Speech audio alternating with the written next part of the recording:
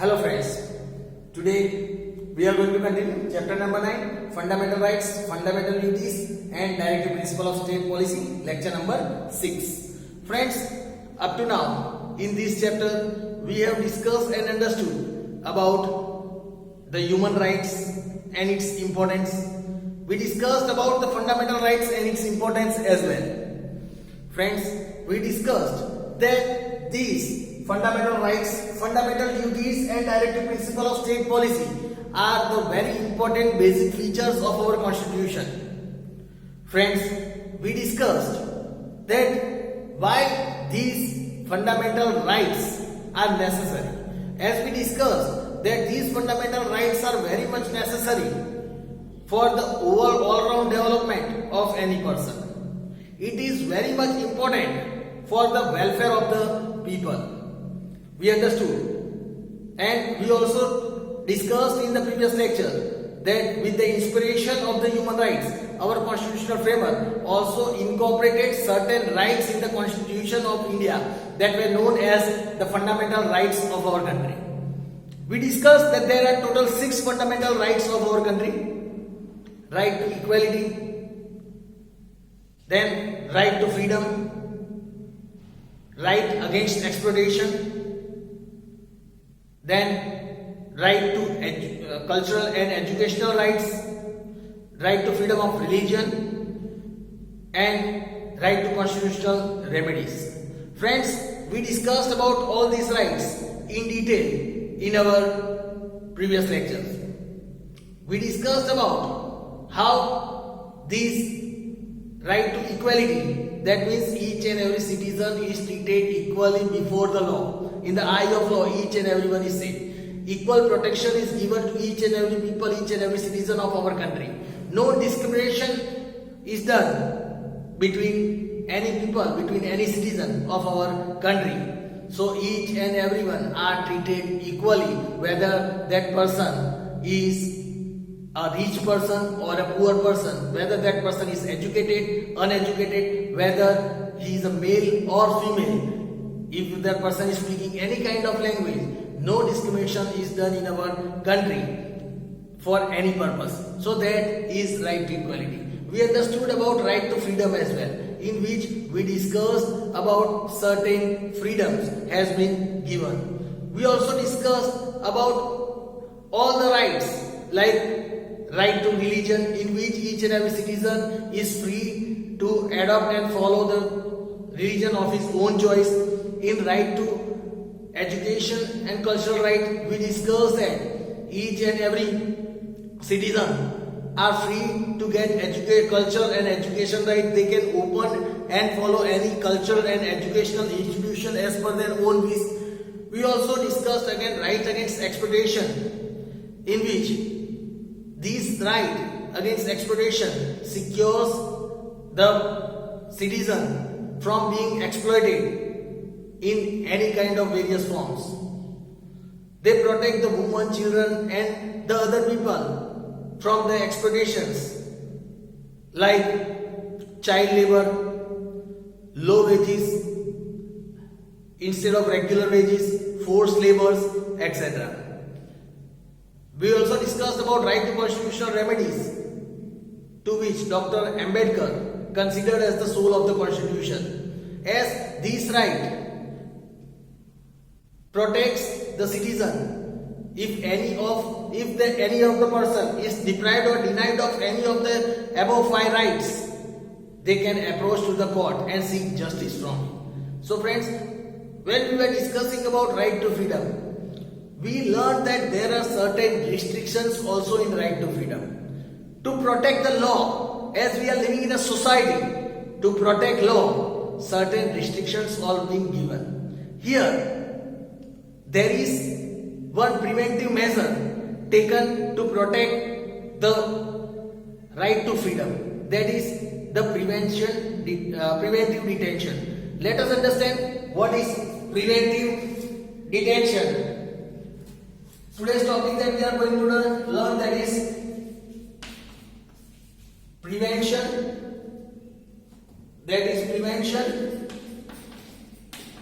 detention. Let us understand what is prevention detention. If we talk about this prevention detention, it is said it is a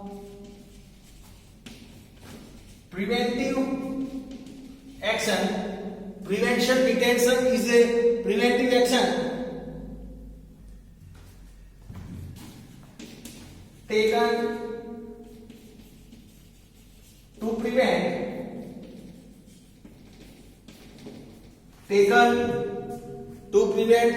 possible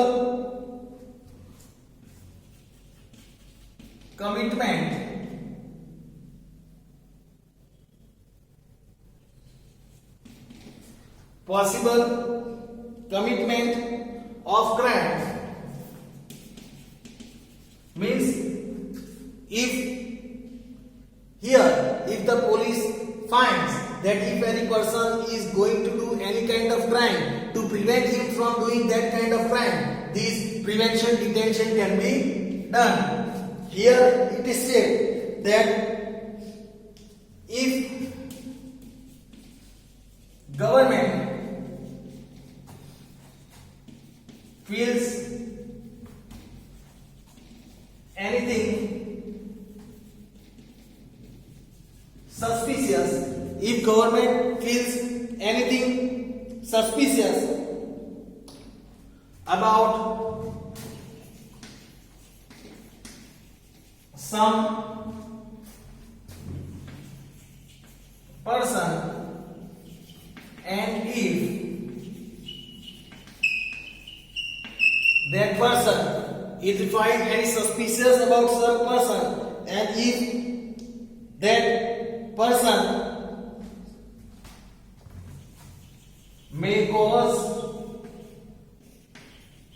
some serious harm to the society, and if that person can cause serious harm to the society, then it may arrest him under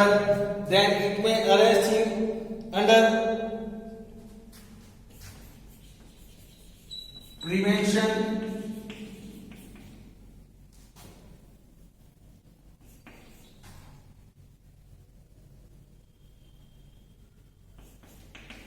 detention for some time. Friends, here it is said that if government feels anything suspicious is going to happen, if they are doubtful of anything suspicious going to be happening in the particular region about some person, and if that person may cause some harm to the society, if government feels that this person is going to do any kind of bomb blast, or if that person is going to do any kind of attack in any particular rally, or that person is going to do any kind of crime, and if there is proper information with the government to stop that person doing any kind of such kind of suspicious activity that is going to harm to the society, at that time what does the government do? The government stops that person doing such kind of suspicious activity for some time, and for stopping that person from doing such kind of suspicious activity, government arrests him under the prevention detention for some time. That person is to be arrested. Here it is said,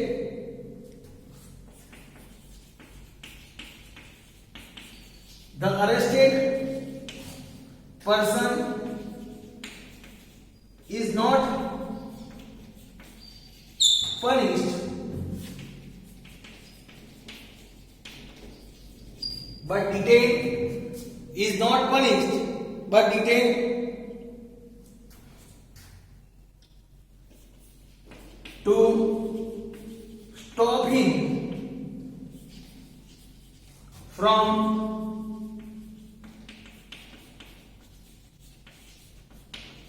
committing Here, the person who is arrested under the prevention detention, he is not punished over there, but he, by doing his arrest, government tries to stop him to commit any kind of crime. To stop him to commit any kind of crime, governments make his arrest so that he cannot do any kind of crime, and for that purpose, that person is arrested. Under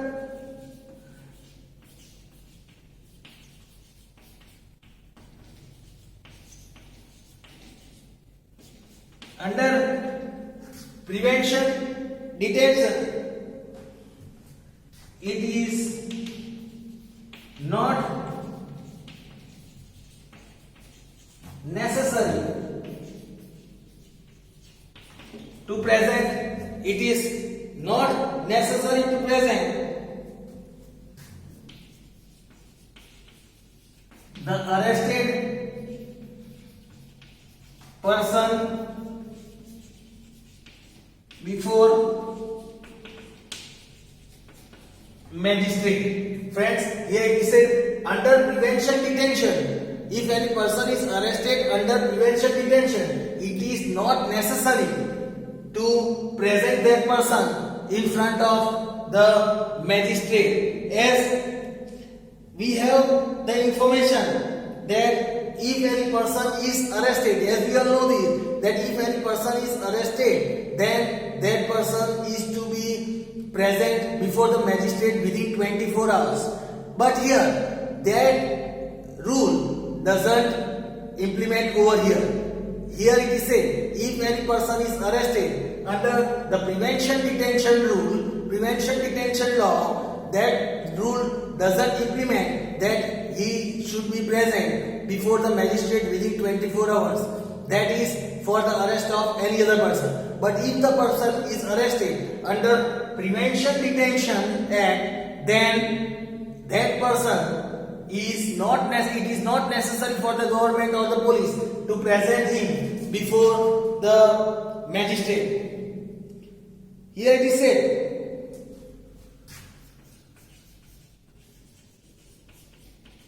prevention detention can, here if we talk about prevention detention, can be extended only for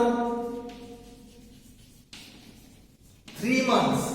Prevention detention can only be extended for 3 months. If anyone has arrested any person under prevention detention, he can be, that time period of his arrest can be extended only for 3 months.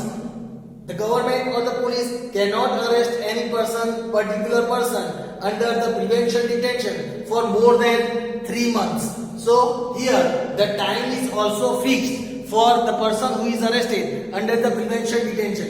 If the person is arrested under prevention detention, then the rule is that it is not necessary for him to be presented in front of the magistrate within 24 hours. Also, the time period cannot be extended more than 3 months for the arrest of that particular person. Here it says prevention detention can be extended only for 3 months. After that case is what? After that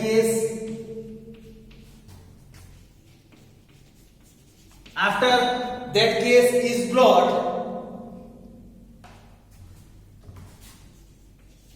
before an advisory board for review. Here it is said prevention detention can be extended only for 3 months after the case is brought before any advisory board. Once any person's case is brought in front of the advisory board, and if that person is arrested under this prevention detention, then from the date from which he is brought in front of this advisory board for review, from that period, from that up to as long as 3 months, that person can be put into arrest under prevention detention. That person cannot be arrested or cannot be kept in jail under this prevention detention for more than 3 months or for the period of more than 3 months. So friends, here you might have understood about this prevention detention. Here we say the detention order can be cancelled. Here we can say the detention order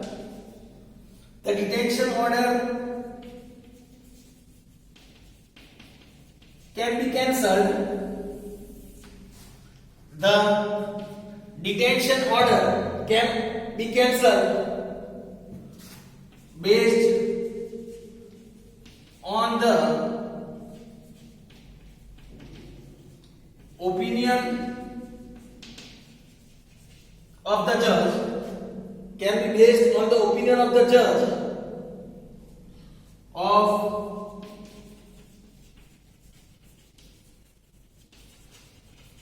judge of the Supreme Court,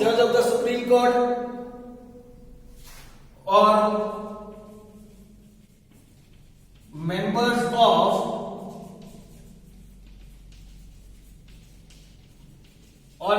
of advisory board. The state can decide, the state, that is the government, can decide the term of detention. Friends, here it is said the detention, if we talk about here, the detention order can be cancelled based on the opinion of the judge of the Supreme Court. Means here, if the person is arrested on the basis of this Prevention Detention Act, then his detention order can be cancelled by the judge of the Supreme Court. Means the judge of the Supreme Court has the authority to give the opinion to cancel the order of the detention of that particular person. Also here we say that the detention order can be cancelled by the opinion of the members of the advisory board as well. The member of the advisory board and the judge of the Supreme Court has the authority to cancel the detention of any particular person, reviewing about the whole matter that is related to the whole suspicious activity that is going to be done by that particular person. Here it is said the state can decide the term of detention. Even the state, the government can decide the term of its detention. That means the term of its detention, that for how much period the person has to be kept under arrest, that is decided by the state. If the state feels that this person has to be kept under detention for a period of 1 month or 1.5 months, that is decided by the state. That means it is decided by the government that for what period that person is to be kept under the Prevention Detention Act. Once that period is over, due to which that particular person is put under arrest, that person is released. As we learn that under this prevention detention, the person who is arrested is not punished. Here the person is not punished. He is not given any kind of atrocities. But here the person is kept under arrest just to stop him committing any kind of crime in the future. So friends, here as we discussed that this prevention detention is only done to prevent any kind of suspicious activity that is going to happen in the future.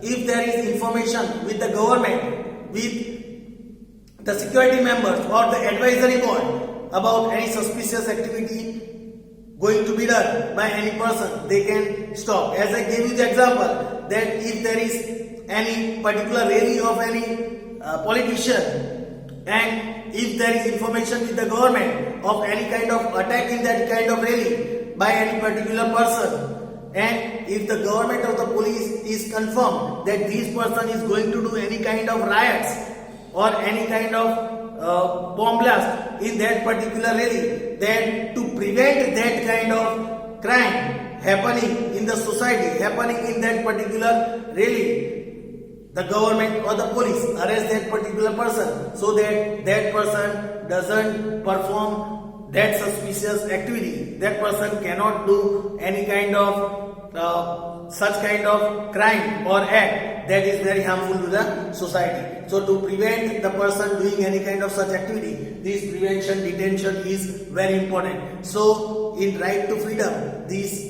prevention detention also plays a very important role. That is, it is in the hand of the government to prevent such kind of suspicious activity. The government can arrest anyone under this prevention detention. So friends, you might have understood about prevention detention. We'll learn about another topic in our next lecture. Thank you.